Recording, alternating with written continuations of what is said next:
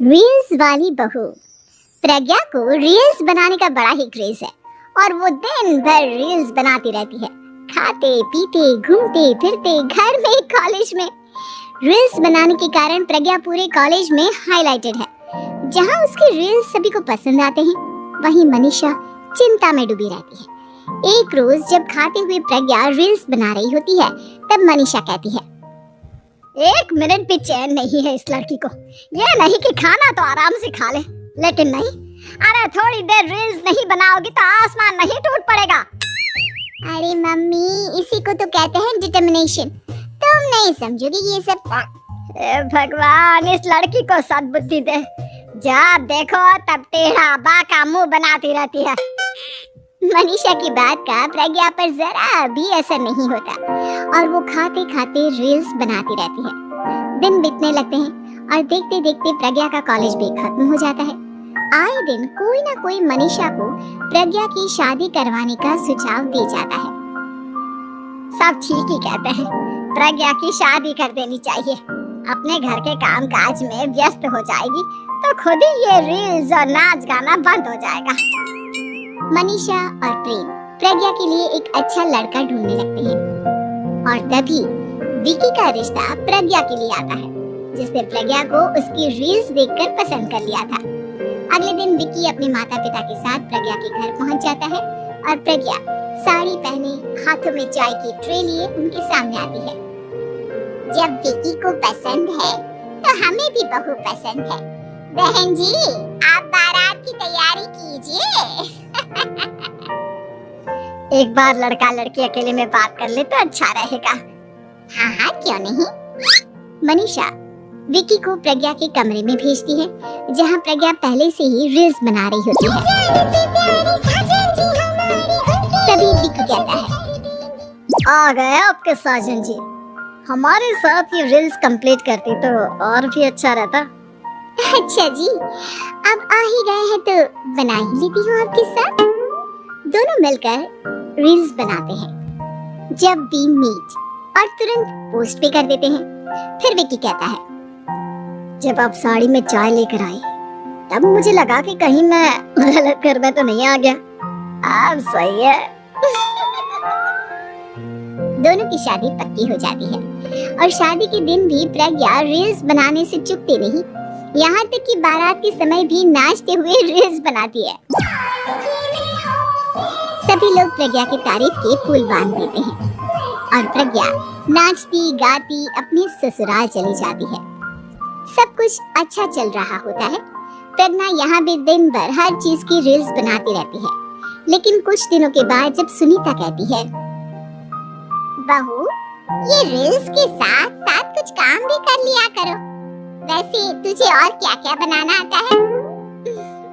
Mummy जी, वैसे तो सब कहते हैं कि मैं सब कुछ अच्छा बनाती हूँ, लेकिन मुझे लगता है कि मैं मैगी अच्छा बना लेती हूँ। हाँ, कॉफी भी अच्छा बना लेती हूँ और मुंह तो सबसे अच्छा बना लेती हूँ। हैं? अच्छा अच्छा। सुनीता अपना माथा पकड़ लेती है और कहती है, बहू, कुछ खाना बनाना भी सीख लेती। मम्मी जी, मैं लंबी प्लानिंग कर रही हूँ। जल्दी ही मैं इतनी फेमस हो जाऊंगी कि मुझे पैसे मिलने लगेंगे। हम दोनों सास बहू राज करेंगे, राज ना कर काम करेंगे और लोगों की तो लाइन लगेगी हमसे मिलने के लिए। तेरा दिमाग खराब हो गया है क्या बहू? हंसी मजाक तक ठीक है, लेकिन इस तरह घर नहीं चलते। जितना जल्दी हो इस घर के तौर तरीकों को सीख लो। प्रज्ञा मुंह घुमाकर चली जाती है और तुरंत उसी वक्त एक रील बनाती है। ये देख सुनीता का गुस्सा 7वें आसमान पर चला जाता है और विकी के घर आते ही सुनीता उसे सब कुछ बताती है। विकी भी अब प्रज्ञा की इन हरकतों से परेशान हो जाता है। तुम टेंशन मत लो मम्मा, मैं देख लूंगा। विकी कमरे में जाता है तो देखता है कि प्रज्ञा रील्स बना रही है।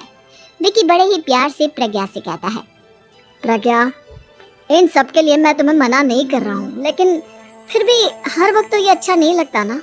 समझने की कोशिश करो, मुझे भी तुम्हारा थोड़ा वक्त चाहिए। मैं जब ऑफिस से आता हूँ तो मुझे समय देने की जगह इसी में लगे रहते हो। तुम ज्यादा ही सोच रहे हो। तुम भी मेरे साथ रील्स बनाओ ना, तुम्हें भी बहुत अच्छा लगेगा। तुम्हें इज्जत से कोई बात समझ में नहीं आती क्या? दिमाग खराब हो गया है तुम्हारा इस चकाचौंध से। अगर तुमने अपना रवैया नहीं बदला तो मैं तुमसे दूर चला जाऊंगा। तुम ही रिश्ता लेकर आए थे, मुझे लड़कों की कमी नहीं थी और ना आज है।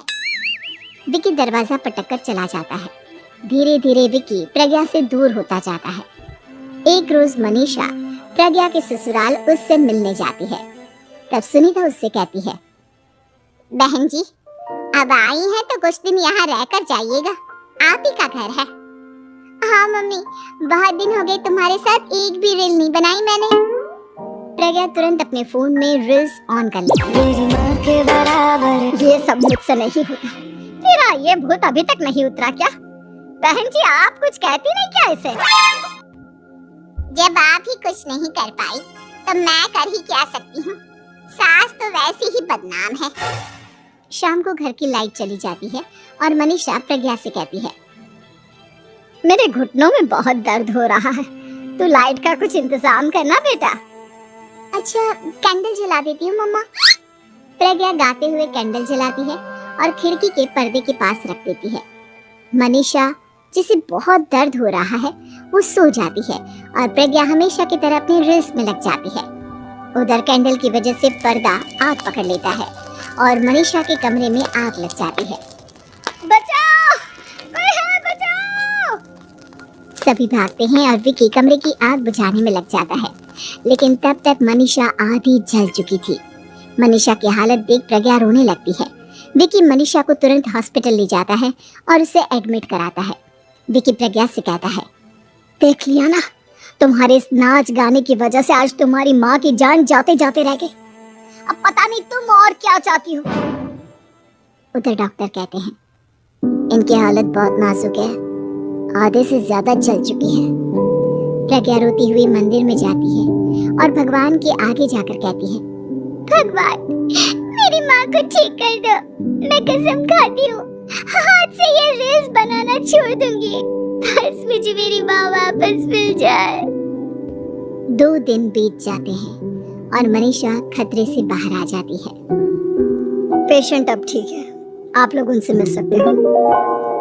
सब कोई मनीषा से मिलता है और प्रज्ञा सबके सामने अपना फोन तोड़ देती है।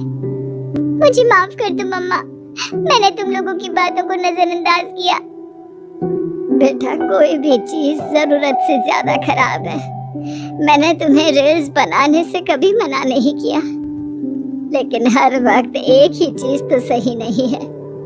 मैं समझ गई हूँ मम्मा, आई एम सॉरी।